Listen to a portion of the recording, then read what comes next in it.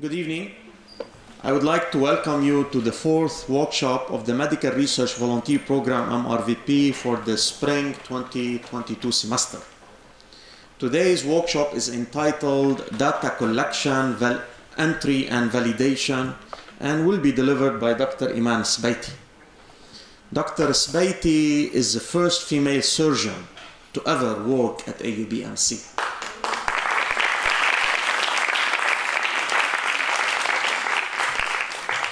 Dr. Sbaity joined the General Surgery Division of the Department of Surgery at AUBMC in June 2014. She is a fellow of the European Board of General Surgery. She is a member of the International Committee of the Society of Surgical Oncology and a member of Lancet Oncology Commission on Cancer Surgery. She is also an active member of many national and international surgical oncology, breast societies, and working groups on cancer. Dr. Sbaity's clinical and research interests are mainly in breast cancer and retroperitoneal and soft tissue sarcomas. Dr. Sbaity has been one of the biggest supporters of the MRVP, and many students have worked with her under the MRVP.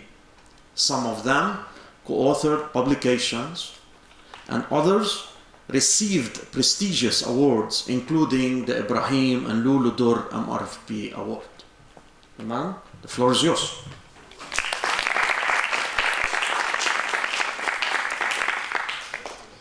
Thank you, Bilal, for this nice introduction. And actually, the way you do your presentation actually make it sound even, like the facts sound more important and bigger. I enjoyed the introduction, and good evening, everybody. I'm really glad to be here, and I'm glad that you are here with us. Don't worry, I didn't really give a lot of attention to the fact that who is here, who did not come. We always care about those who are present. And when we were walking down, I told them, it doesn't matter, whoever is here, hopefully they benefit. And that's all what I really care about this evening, that those of you who made the effort showed up. And if it's really a busy time in your academic year and you showed up, so that says a lot that you are really committed to research and you are here to learn skills. Before I start, I'd just like to say something. Now, these workshops, it's very, it's interesting and very helpful to have those workshops because as people in academia, from pre-med to med, students, residents, later now as an attending, and even like 20 years later as an attending, we are expected to do research. And most of the time, most of us actually, when we trained, we didn't receive any training on research, and still we're expected to do it well, and to compete and get published. So that was not easy for us, and many of us had to try to learn the skills by working with researchers in the hospital, those who have their reputation on research. Sometimes, infrequently, we could find a workshop that we could attend or a lecture we had to try to read. This was not accessible to us. And up to the point that even to tell you how important it is to really learn research skills, that even after I finished all my training, medical school, I did my surgery residency at AUB, then went to Johns Hopkins for 2 years of fellowship in breast cancer, Memorial Sloan Kettering in New York for cancer surgery. I did great, I came back, I had publications, and guess what I did when I first joined? I signed up for a master's in clinical research because I understood all the deficiencies that I had, and I knew I wanna be in academia and I wanna say I'm a researcher, I want to do research. I realized that despite all this journey, I didn't have adequate skills. So you are privileged, I think, to have all this happening for you, And with all these workshops, all this effort to match you to people to work with, it was a hassle to find someone to work with. So I really thank Bilal for Dr. Kaafarani for putting all this program together at all its levels. And besides that, I always tell him, and I really mean it, it's always a pleasure to work with all of you, smart students, interested, excited, curious, and have inquisitive minds. So hopefully this workshop will add a bit more to what you have already learned in the prior workshops about doing research. So today we're going to talk about, it's titled Data Collection, Entry, and Validation.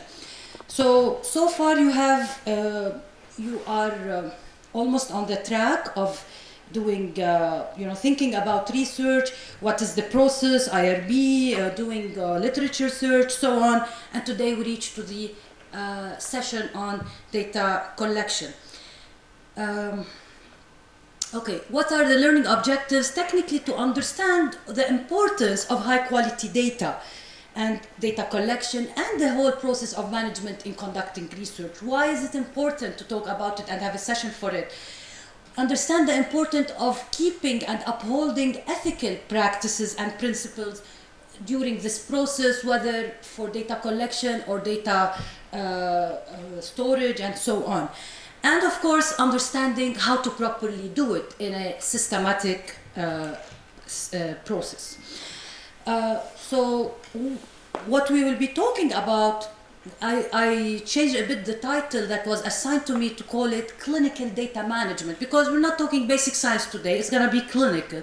So data management, and to me that starts all the process of preparing the data basically to the point where we start the analysis. So that will involve screening whatever data we receive, maybe some is not eligible, collecting, extracting the data from medical record files, from patients directly, and then how to enter this data, where to store it properly and in what sense, and later on how to clean the raw data that we collected, so data cleaning, and the last step will be data coding before we can move to the analysis. Throughout this process, please remember and uphold the principles of good quality data. So this is what we just said, that data can be collected from anywhere, from the charts, from the clinician notes, the laboratory reports, surgical reports, medication reports, can be collected from everywhere. But you have to be mindful while doing this data collection is you have to stay objective, which means try as much as you can to collect quantitative data. We're going to talk in details about all this. It's just the introductory slide. So don't say like, what's the size, small mass, what is the size? Is it 1 centimeter, so on. Sometimes in the note you see small mass, but that doesn't mean anything if I want to analyze. You go back to the imaging report and you see that it is a 1.2 centimeter mass. So the easy way out was to say small mass, but that doesn't mean anything to anybody later. Complete, so put the effort to find the data. If you didn't find it in this report, check the other report, go to scan documents, like put the effort to really find the data.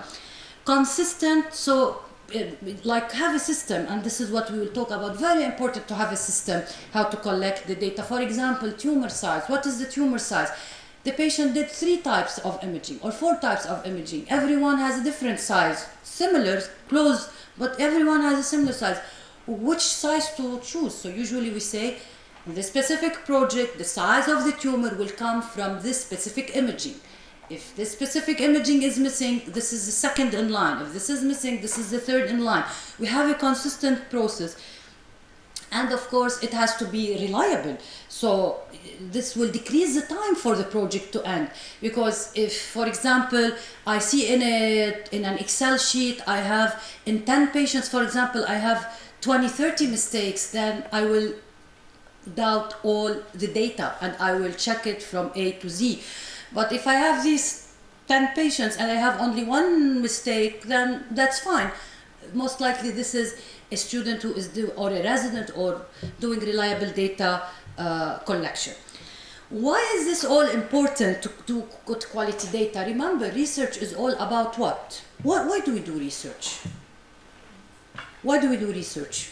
Just for improvement. So this is the ultimate goal, for improvement. Before, how can we reach improvement? We need to know the status quo. What's the situation? So this is about assessing our own situation. And for example, if we're dealing with treating diabetes, I'm a clinician who treats diabetes. I'd like to know if what I'm doing to my patients, the way I'm treating my patient is good enough. So I would like to see the response rate in my patients, and I would like to benchmark it, compare it with another entity, perhaps another hospital in the country, perhaps in the region, perhaps international. So we're technically searching for the truth. We're searching for the reality to move to improving what we have. So it's not simple, so no, it's a big concept. We are searching for the truth. So we need to really put the effort to do that. And remember, whatever we do, we are just handling a fraction of the data. Even if I took all the patients that were seen at AUB in the past 30 years, this is just a fraction of the data.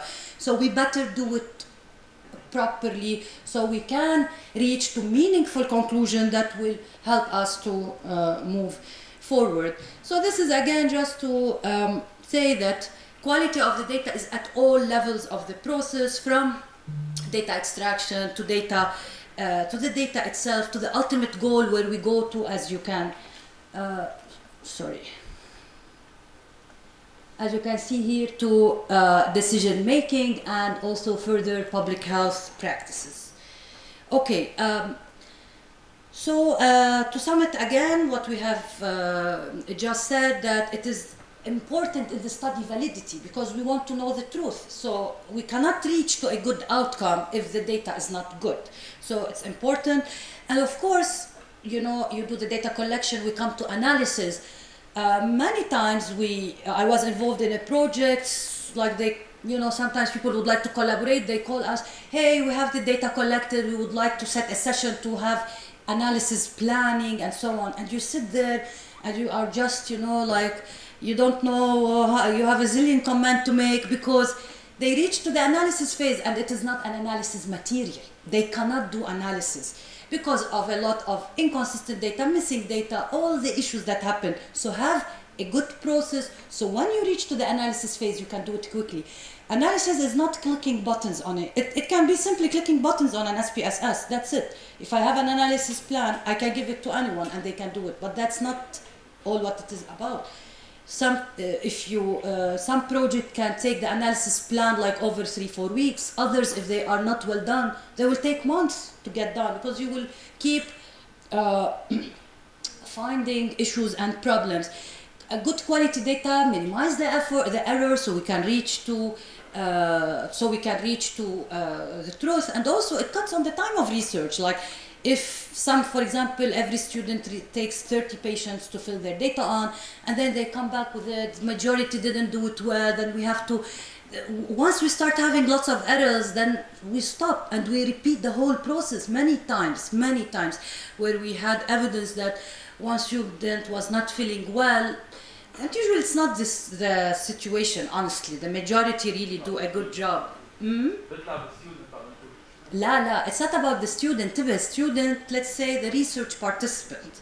لأنه أنتم students عم نحكي, can be the resident, can be the research assistant, can be anybody. So the one who is really collecting the data is not, he's a major component of the research project. So this is very important. So we have to uphold ethical principles, which means that you cannot start filling data without IRB approvals of the project and without whoever is the study member is attached to that IRB approval. So we usually don't have anybody start filling data till this step is done.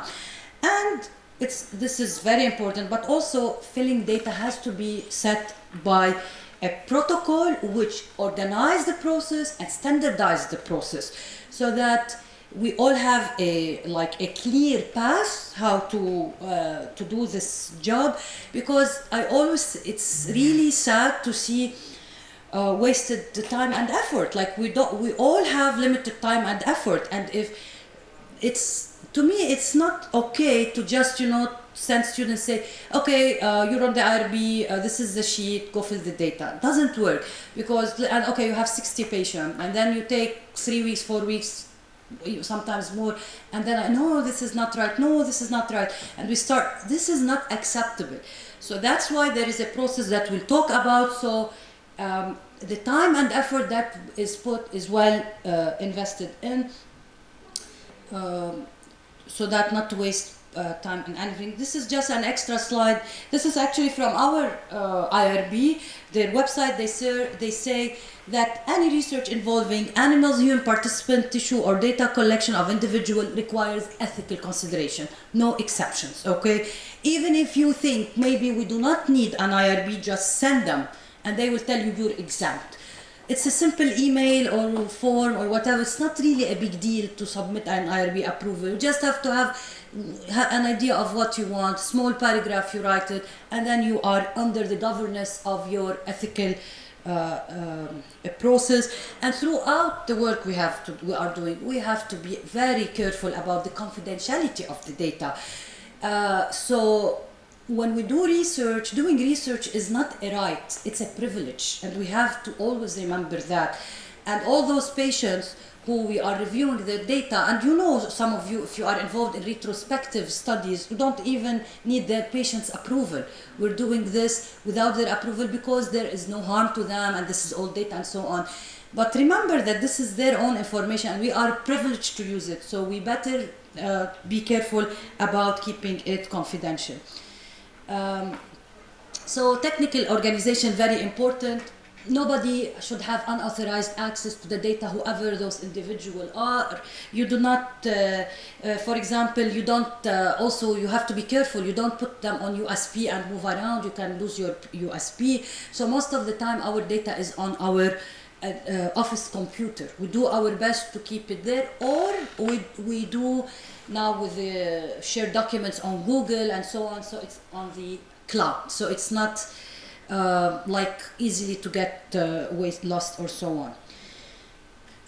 So this is about storage, what we talked about, and of course academic integrity, which means that, okay, you know, for example, sometimes we say this variable is crucial, like I have 50 variables, but this variable is crucial. If this variable I cannot find it, we will delete the patient.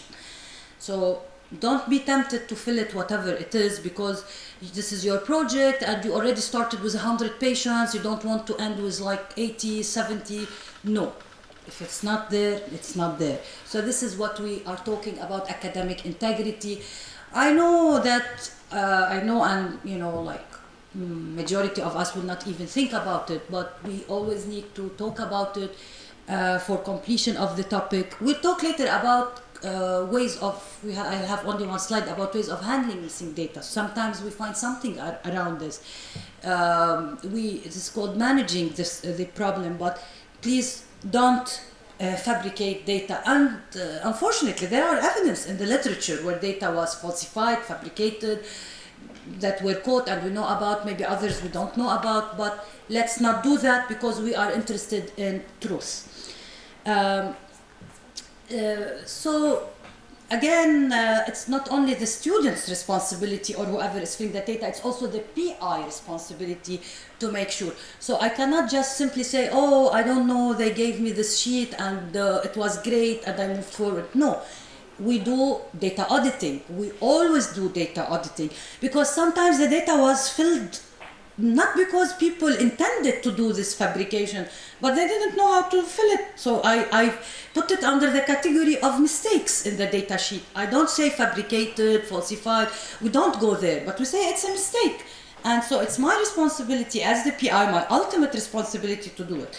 And this is what you will be. So that's why to make it and to help whoever is filling the data and to help me catch those issues, you will see as the data set will grow, and you will see later, we always start with the raw data, which was initially done, and then we have added columns, like we have a column for cleaning and at a later phase column for coding, so that your eye can catch things, and we do like filtering of the Excel sheet and so on to catch those mistakes. So doing this step-by-step process helps helps whoever is filling the data and help me to identify mistakes and fix them. So we always tell students, okay, and these are actually steps for data collection. Don't think just when you are filling the data, don't think whatever you see, copy, paste. Don't worry if it doesn't make sense to you or it is weird, or just copy paste. Sometimes doesn't make sense to you, but because what your knowledge level of the topic make sense to you, or maybe it really doesn't make sense. So just copy paste. Think of the data as something happening at multiple phases. You cannot just come and do everything, put the data, clean it, code it in one setting. Does not work. So it is something that builds up. The first step is doing the data collection, the raw data. It's like the extraction and the data entry from whatever source you have. Other phases will come, which are the auditing, the cleaning, the categorization, the coding. So it's like multiple steps. So when you are doing the data extraction and entry, don't worry about cleaning. Think that someone else will do the cleaning, let them handle it, whatever, just put for them, don't worry about it. Someone else, think as if, even if you are going to do it, don't think as such. Say, now it's only data entry, copy, paste, that's it. Sometimes also, for example, you are going through the chart, you find something that is really important but doesn't fit anywhere on the variables. That's why when we design our data collection sheets, I introduce comments column at different phases of the data sheet, so that if you find this data that to you looks important, you don't know where to put it in the comments. So, or for example, if you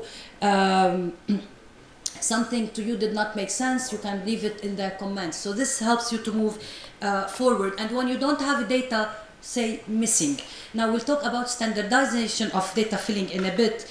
Don't leave any cell empty. This is my general rule always. No cell empty in the data collection. An empty cell will mean to me that it was skipped. They didn't pay attention to.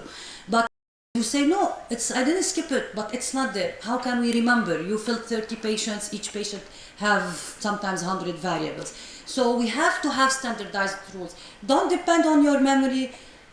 We are all smart, and that's why we are all here, but don't depend on your memory. Have a system. An empty cell is something you skipped. You have to go back to check it. What is missing, you document missing. And not even an A. An A can be not available, not applicable. So we say missing, okay? And the continuous auditing, that usually here when you work, for example, in the projects, I will talk in the last few minutes about the MRVP, my MRVP experience with students. When you work with project research, cannot be done by just the student and the PI. It's a team. So usually, and actually team has a science behind it, how to put the team together to reach to a point where it is a functional team. So the team has to have different levels and of like academic levels, which relate to different expertise, right? And different backgrounds. I'll take your question in a bit. So when you will be working with whoever other students on the team, maybe residents, and then you have the research assistant. Most of us who do actively research have research assistant. And sometimes you will be communicating with those research assistants more than you will be with the PI. But the PI has to hold a regular meeting.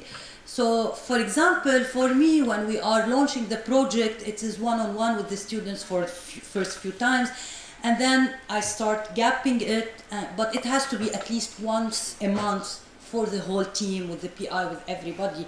But for the continuous data auditing is most of the time done by the research assistant. Everyone allocates their time and effort to certain tasks. So the research project is dissected into multiple tasks, and each team member has his own tasks or her tasks. You had a question? Yes, we can understand that the PIT is way more advanced than a regular researcher. No, when we say PI means the principal investigator on the research project. So, researcher can be you, the student involved in the project. You are a researcher, right? The research assistant and so on, the statistician. But we say the PI is the principal investigator, is the one who's in charge, who leads the team. Most of the time it was his idea, or has the resources, has the skills, and so on. Although it can be the idea of the medical student or the pre-medical student. Did that answer your question? Another question? Ah, sorry. Okay, so I see people waving. It happened to me, like you're doing your hair and I think you're raising your hand.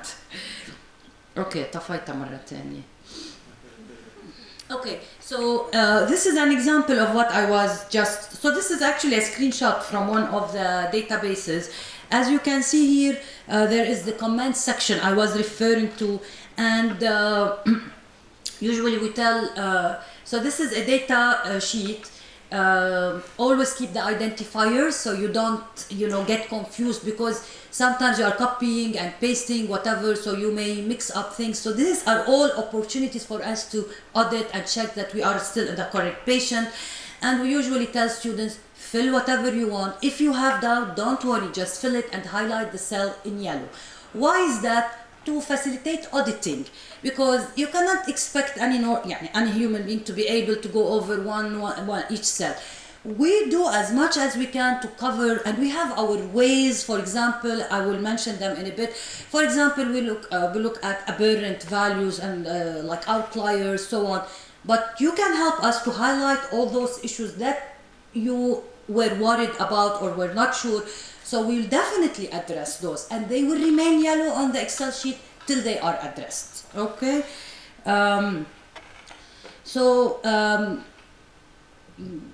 Now we're gonna go bit by bit over all those. As I said, organization is a key, and we're gonna start now with data collection. Before doing any data collection, nobody starts data collection before they have good knowledge of the topic. And that's crucial for quality data. So, and I have it a tradition, whenever we have a new project, I actually meet with the students in the first few sessions, I give them material to read, so on. They need to learn about the topic before they embark on any work. Once they have read the topic, we did few sessions, like 2 or 3 sessions, to make sure that they know what's the topic. I answer their question, and I do it personally just because it's very important. I cannot expect anyone to do good quality data collection if they don't know the topic. So here is my responsibility to make sure that you know the topic. And then we start the rest of the process. We also, they meet, the second step, they meet with the research assistant, who goes with them a bit more details about the project. You look at the Excel sheet in detail, look at the variables, like the variable can mean something to me, something else to you. So we have standardized definitions of all those variables. Okay, and you have to know what is the data set you are working with, what is the population definition in this data set, and in which time frame it was they were. These are basics. Because if I tell you, for example, this is a data set, one that we are working on. For example, women undergoing mastectomy. Whatever mastectomy is, it is the total removal of the breast for breast cancer in the year blah blah blah. So if you are filling the data and you see that the patient did a laparoscopic cholecystectomy, then you know that this is not a correct patient, or she did a different surgery. So you need to really know what is this about. And we have to have a clear agreement on what are the variables and how to define them. We have to have clear definitions of the variables. This is operational. If you don't know what is the definition, then you will not be able to collect it properly. For example, I have a variable saying family history for cancer. Yes or no. What does that mean? Is it first degree family history, second? For example, I go to the chart and I say that the great-grandmother had cancer. Is this positive family history or not? For my definition, it will be not, because I need something else. I don't need the great-grandmother. It's not anymore first or second degree relative. now you will see an example of the variables where we will have a clear definition and even the measurement. For example, the tumor size, or should be in centimeter, in millimeter, how it is. This is one example. This is one project, again a screenshot. As you can see here, you can see that this is the Excel book. So you have, this is here the data collection sheet, and next to it you have the tips, okay? So you can see here for every variable is explained here. For example, size of the tumor. I'm gonna go this because it's gonna be easy to to explain. So size of the tumor, where shall I get it from? That says, based on ultrasound, is not present mammogram, if not present MRI. You have a roadmap to move through. And if I don't give you this roadmap, I cannot expect you to give good data. Even if I get someone attending level, and we will fill it differently, because you have to have standardization, okay? And we have to have a clear timeline. We cannot keep filling data forever. We have, in everything you need timelines. So, but I always say timeline is flexible, okay? And it of course depends on the complexity of the data we are collecting. But it is flexible because first and foremost, what is more important, meeting the timeline or what? Quality. يعني خلصنا الورشة. Yeah. So quality is very important. However, it is important to try to keep timelines. And in every meeting we have, we always review our timelines and milestone. Not every meeting, but I'm talking about like the monthly meeting for the project. We do this process. What about what about the data sheet, like the one that I showed you? It has to have, I like to think about it as flowing in order. Like, I cannot ask you in the beginning about, for example, what is the age of the patient, what are the comorbidities, diabetes, and then I ask you what type of treatment he's receiving for diabetes, and then I ask you about family history, 3-4 columns, and then I ask you what is the response from the diabetes medication. This doesn't make sense. So data that goes after each other has to be collected next to each other. And usually what we do is really, we put the Excel sheet and we go what we say like the pilot phase. We start collecting the first 10 patients, okay? And then we see that we were running back and forth between this and that, and then we've discovered that this specific report in the chart, we have all these 20 variables coming out from this specific report, so put them next to each other. So when you go to fill the data, you don't waste your time back and forth. You go to that report, collect these 20 data, and move forward. So every time we put a data sheet, this is not final, and we end up fixing it 1 or 2 times, but we have to be conscious about it. So I can't leave people filling 200 patients and then I tell them, oh, sorry, we will change this or that and add a column or whatever. Sometimes we find that new columns need to be added. So we do the pilot, they do like no more than 10 patients, and then we do correction. So this is an example, and we have like categorization so that you understand what you're finding.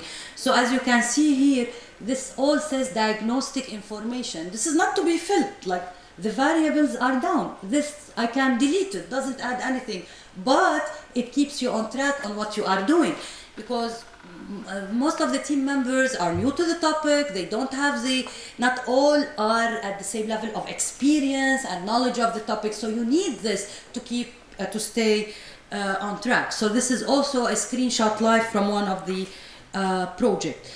Data entry, as we said, also respect integrity, and we mentioned before that copy paste, don't think twice, just what you have, copy and paste it. And we like to use homogeneous color coding. For example, you are filling the data and you found that you're not sure about this information, you filled it, so you've highlighted pink. When I do that, I highlight it yellow. And then we say, okay, let's highlight pink all those that are important information. And there's a confusion. So we have, even for this way of highlighting cells, we have a common code. So this is for you to show you an example of data sheet collected. as you can see here, you can find, like, even just looking at it, you can sense the consistency.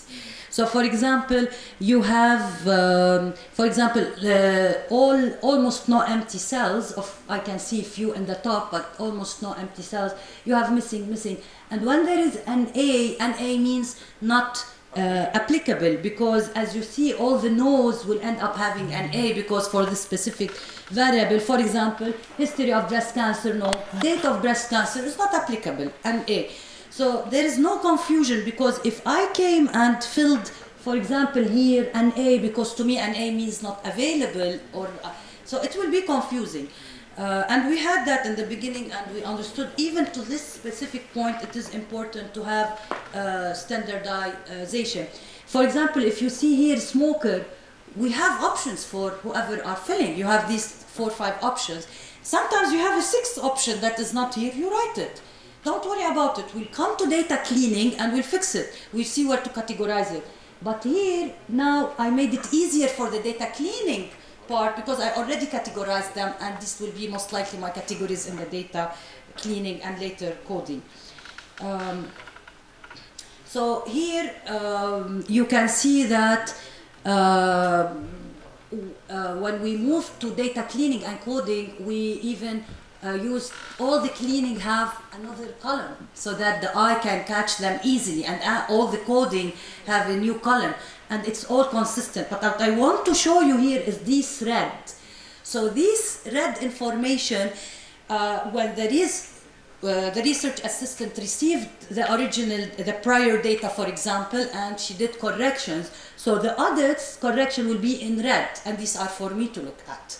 So I look at the frequency. For example, if I see that in one column, most of those filling, they are filling them wrong, and we stop. What's the problem with this column? Why they are not understanding it, why they are not finding it. So when we meet, we have 1 hour meeting. We will not meet for a day. So we will address these issues. And when I see that this particular individual, student, like has a lot of red in what they are filling, come in, we stop, and why? We need to understand. So, maybe the research assistant is wrong. So what I do is really I audit some of those that were corrected, and then when I say okay, we're done, all of this will become black again. Okay, so this is because we care about the data quality. So as you can see here, we don't have a lot of freedom. Of course, we take suggestions from students. Students actually suggest to add a variable, change a variable. We listen to them. They are filling the data. I always tell them, you reach to a point where you know the data more than us. But I give them the freedom to choose the colors, but they have to be eye-friendly colors. So, Mahek ya Bilal. So as you can see, for example, we have here not the bright red, not the bright red, it's excluded, and we don't remove it, we just highlighted excluded. It's till the last phase when we remove a data. Every piece of data is precious. Excluded means that the whole patient will be removed. So we highlight the patient, and the last decision is really made at the end when we move to analysis, because every patient is precious in the database. Green means double check. This is code for the student themselves. They need to double check it. Maybe they need to ask their colleague to double check it. As you can see here, pink is data that they didn't collect from a report. For example, objective data has to come from report. What is the type of cancer? Adenocarcinoma of the stomach. You cannot get it from a clinic note or a nursing note. You have to get it from the pathology report. There's no pathology report in this chart. But I have a nice note where it has detailed all the pathology details. Most likely this physician treated the patient based on a report. I don't have it. So we put it in red. Okay, this means that an objective data was not collected from a report, collected from a note. We address it later. We contact these physicians, and many times we can get these reports. Sometimes we cannot, and we accept them, but we do the effort to collect them for data authenticity. Moving to cleaning, again, cleaning, it's important. It catches, detects mistakes, detects discrepancies, and categorizes data to move to the almost last phase of data coding. What do we mean by issues like inconsistent data? Okay, so for example, at one point they said that the patient received chemotherapy, and then when we ask what are the chemotherapy medication, they say NA, not applicable. This is inconsistent. So this needs to be double checked. We usually refer it to the student, please double check it, and then if they don't have an answer, they don't know how, there's inconsistency, then the research assistant or fellow will take over. Missing data, we try to double, like student or whoever was the primary collector says missing, then the physician, then the research fellow tries to find the data. Sometimes we find it. Outliers, for example, I have age. I look at the age and this is 125, something wrong, right? Or I have an adult disease and I have 12-year-old. So we have to, sometimes it's just a typo. Someone wrote the date by mistake. Deviation from protocol, we're talking all the time about, for example, colon cancer, and then I have a disease, diverticulosis of the colon. This is not our protocol. So we double check why is it theirs. Maybe it is cancer, but for whatever reason, he had also diverticulosis and cancer was not documented. And sometimes we have values entered in wrong field. How do we catch it? For example, you have a variable that is yes, no, and then you have 2 in the cell. This is not correct, right? So you try to understand the problem. All of those are usually collected by going back to the charts. So that's why, as much as we put good effort in the first data collection round, then you will decrease the efforts on yourselves to go back and find all these mistakes. Because these cannot be solved except from charts at this level. So when we go to the data cleaning phase, we have to handle all these missing data, inconsistencies, and so on. And this is all by going back to the charts and the checking outliers and so on. And they may not be, some of them will be what they are, but others will need, but the majority will need to be corrected. And this is here an example when we moved from the raw data, which is the one without the color, and then you have the clean data here, which are all highlighted in green. And there are many examples of data cleaning here. For example, here you have some, here it is negative. Why not negative and then positive? I cannot see it. Oh, here, this is negative and then it turned out to be positive. There was a reason why this was corrected, because, for example, we know that those who are positive will end up getting a certain treatment, and though this is negative, we saw that she got that certain treatment, so checking was done and it turned out to be a positive. Other examples, for example, okay, so here we have a missing and then it is a no. So I show it to you, it is in the axillary involvement. Okay, so here there is a missing and then in the correction it was a no, data cleaning, and so on. So there are many examples here that I can see here. Towards the last column you have an empty cell and then in the cleaning it ended up to be unifocal. So look at the difference, a lot of issues, and then you can see almost more complete in the data cleaning phase. Handling missing data, just one slide. There are options to handle missing data for really important data. When you have a data that is missing, if it is really super crucial, if it is not that crucial, that's fine. We can, it's okay. But if it is crucial, then you may either delete the patient or do this, handling missing data. There are things called when you move the last observation moving forward, or you take the average of the group and you averaging and you put the result, or for example you do what we call as multiple imputation, regressions, and you find results. So there are simple and there are sophisticated ways of handling missing data. This is really left to the discretion of the the principal investigator and so on. You don't need to worry about it. And again, this is a process that feeds continuous into each other, cleaning, screening for outliers, again, so on, diagnosing errors, and then going and correcting them. Okay, so it is screening, diagnosing, and correcting all these problems. Data coding, we are moving to the almost the last slides. We need data coding. Why? To go to analysis. I cannot analyze on SPSS, for example, or Stata, no, yes, whatever, like a smoker, non-smoker, current smoker. I cannot. I need to code them because these statistical softwares, they read numbers. Okay, and here also we have it's simple. You have to have, as we had guidelines before for the definition of variables, for how to do the cleaning. We need a yes, we need that to happen. So this is an example of coding.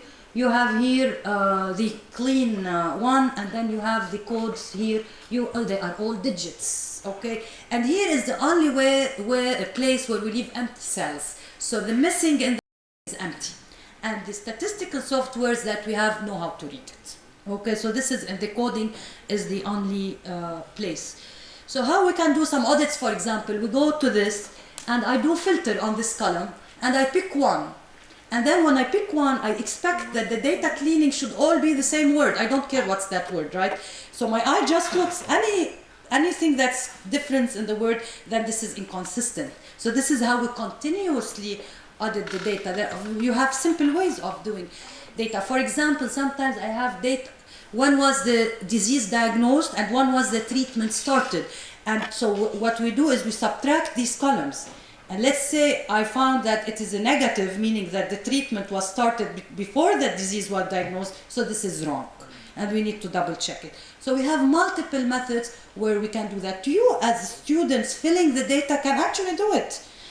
Because this will help you to make sure that you provide to your research team, you provide them with an easier to work with data set. So this is example of data coding. Can you see it? Because I see a lot of purple. Okay, so you can see here, for example, you have you can see that everything has, for example, the second one, invasive ductal, IDC is 0, ILC is 1, others is 2. So we leave space for others because we know here there are others.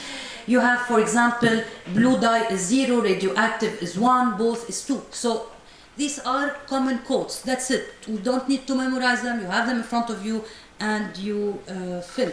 And as you can see here, the book still keeps the original data sheet, and then the second one is the coding. We always keep them. They have to be together. So summary of the process, start with familiarizing yourself with the knowledge of the literature, know what is the protocol of the research that you are working on. You have to be part of the IRB approval of the project, data collection with integrated data auditing, and then a second phase would be data cleaning, and then data coding, and then it's all ready to go to statistics. And if it's a job well done, statistics can be done in a couple of weeks. So it's very important to organize the way you handle your data, standardize, quality of data. I cannot highlight it more and more. This will provide a data set easier for analysis and result in high standards of your final project and make it go to a better publication. So we'll conclude with these few slides talking about, so as Bilal said, I really had the pleasure and the fun of working with a lot of MRVPs, I think over the past 4 years. And every year, really, we have a lot of MRVPs working with us on many projects. And the thing that I like is almost the vast majority continue. They move from one year to another, and some of them, like we have people in now Med2, and they are continuing to work on their projects. And that's really excellent for everybody, because they are learning from one phase to another, and sometimes they finish, they move to another project. And to me, it's nice to have someone who went through the process from the beginning to the end. And many times when we have new people on board, they train them, because they feel they own these projects and they are working on them. And it's not, it's mutual benefit to everybody, and we make sure that everybody has their credit in whatever work we are doing. And so I have a breast cancer database it includes almost 900 patients, which is a good number, between 2010 2016. Actually, almost more than, I would say about 20 students over the past 4 years worked on collecting all these database, and now they are in groups working on different projects, and we already having products of these projects. So those students were included in the abstracts, were included in the publications, and for example, and also other projects. For example, I'll post just few. So this was accepted to the annual Society of Breast Cancer Surgery, which is in the United States. It's very important conference on breast cancer surgery, the most important for surgery perhaps in the world. And we were lucky to have 2 of our abstracts accepted there. And you can see here one of the, and you can see one of the MRVP students is with us on the abstract. Malak, we have Malak and we have Yara, and actually Malak is an interesting, we have 2 actually, Malak and Yara Zbian. Maya is a resident. She didn't work with me, but I'll tell you a story about Malak. So Malak worked with me for 2 years as an MRVP, and then she wanted to do, she came to my office and said, you will take me as your research assistant. I said, I don't have a post now, we have already. And honestly, and she said, but you know, I want to do research here, and I was thinking about you. So I really felt committed to take her, and I had just some extra money, and I got another colleague, and then we had a, we had her as part, full-time research fellow, where she worked with both of us, and we pitched in the money to, fill her salary. Because we felt like we trained her I trained her for the past 2 years, she's good, she wants to do research, then we'll find a solution. So Malak actually did with me 1 year, and now she's in medical school, and she's moving, she worked on that database. So she's moving from one paper to another, working on one project to another, and it's really nice. So this was really a big thing to have it there. And I want to tell you, even for example, in this project, I don't have any MRVP, but we had a student who didn't do a lot. Like he had some contribution to the project, really not enough. We're usually generous. If they really do like data collection and so on, we have them as authors. So I had them in the acknowledgement, just to acknowledge what he did, though he didn't do real enough for a authorship contribution. One of the MRVP students took the award, the Lulu Dur, Brahim and Lulu Dur MRVP award, which was Bilal ما هيك كانت هي بتنعد the best research project among the MRVP. So that was good. It's good to have an award, always good to have an award, and of course with financial with financial implication. So when that happened, I took the team for we went for lunch, and of course you can imagine no, it's okay, you can see the picture now, and of course you can see him. He's where is he? Oh, so he's here. The biggest smile. So yeah. So the biggest one, and I got from him the flowers. They are all MRVP actually, and it. The second guy from the right. Vahe. So actually, all those are from the MRVP, and actually all of them are still working till now. Hanan is a resident in GYN, and she had a database in sarcoma. She had her publication, and she insisted to work on the second publication. Reem actually كمان ريم خلصوا systematic review. Jean Paul.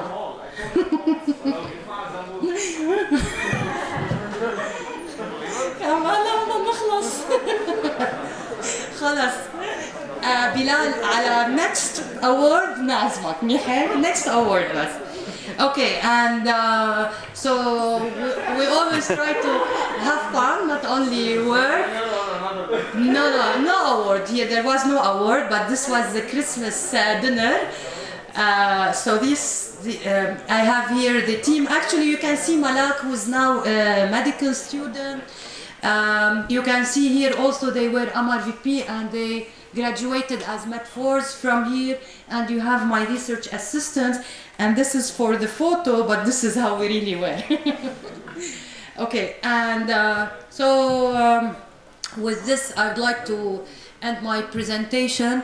So I really tell you that you're really privileged to have these workshops happening, to have Dr. Kaafarani organize all this matching process, so we can, you know, you can work, we can have you working with us, and you know, we'll open the floor to more questions if anybody has a question. Well, let's thank Dr. Sbaity for.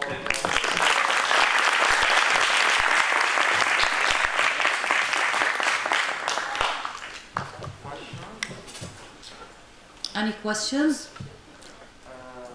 Anybody would like to share their experience about data collection? But now there is something very important in what you have presented here, and I hope you can further elaborate. Because students, when they start collecting data, at the beginning they're excited and then they get bored.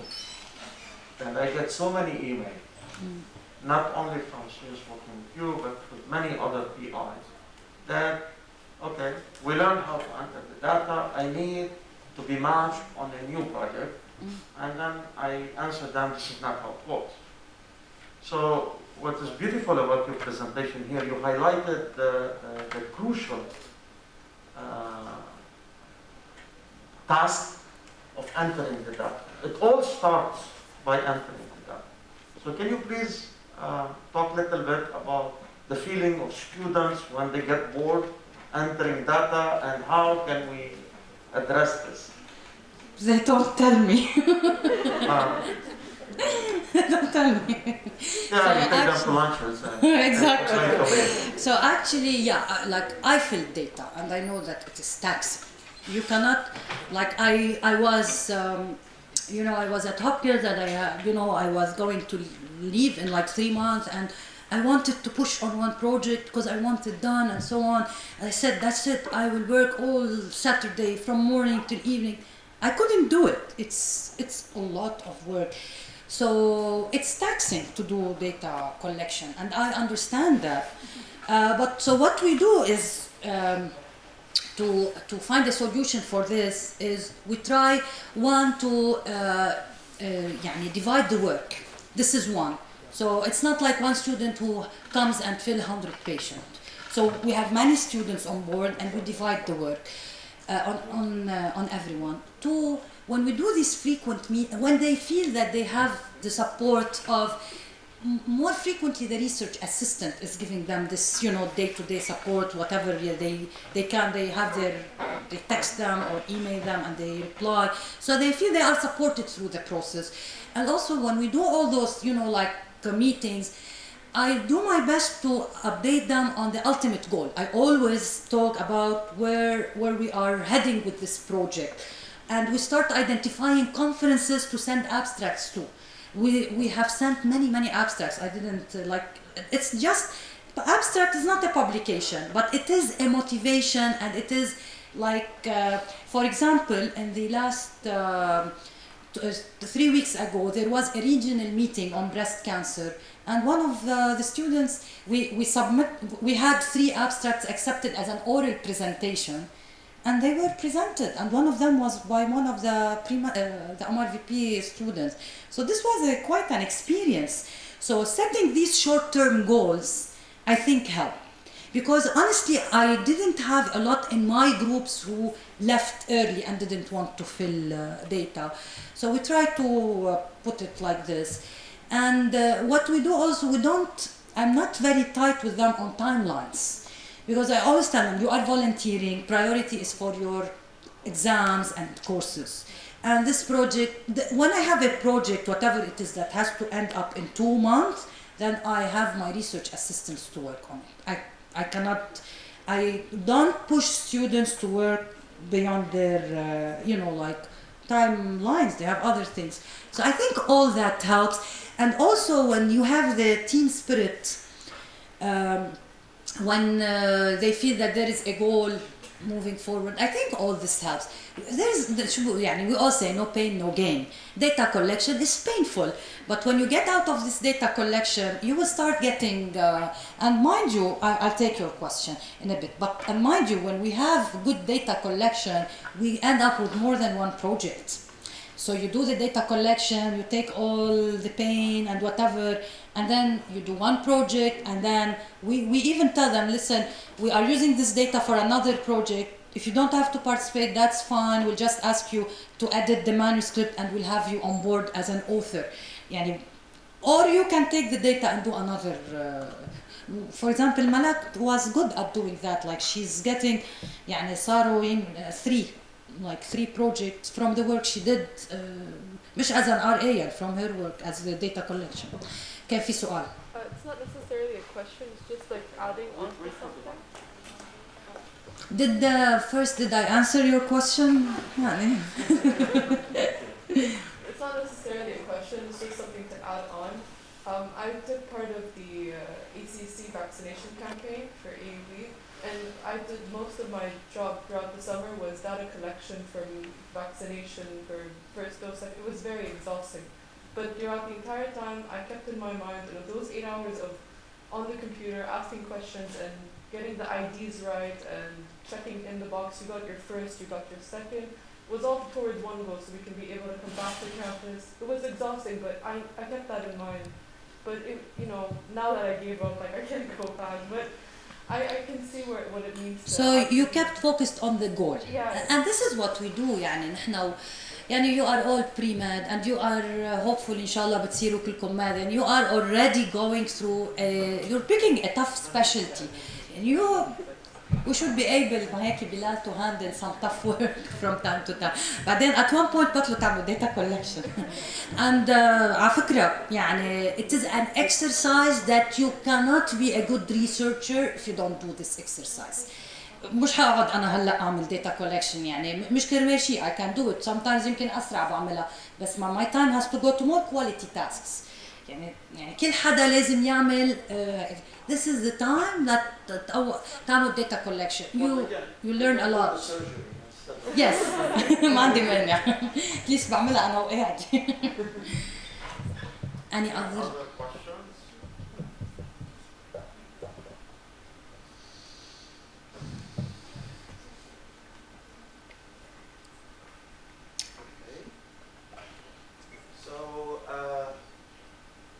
Let's thank Dr. Sbaity again.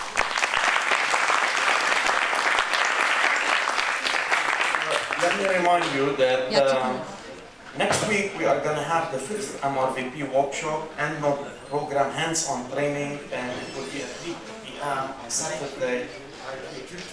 So please make sure you download EndNote on your laptop and you bring your laptop with you. That will be on Saturday, March 19th. And 2 days before, we are going to have our 25th mentoring talk and the last mentoring talk for the spring semester. It will be by Professor Hashim Besaran from the University of Southern California. Professor Besaran has been repeatedly nominated for Nobel Prize in Economics. Please don't miss another inspiring mentoring talk. With that, you have a great evening.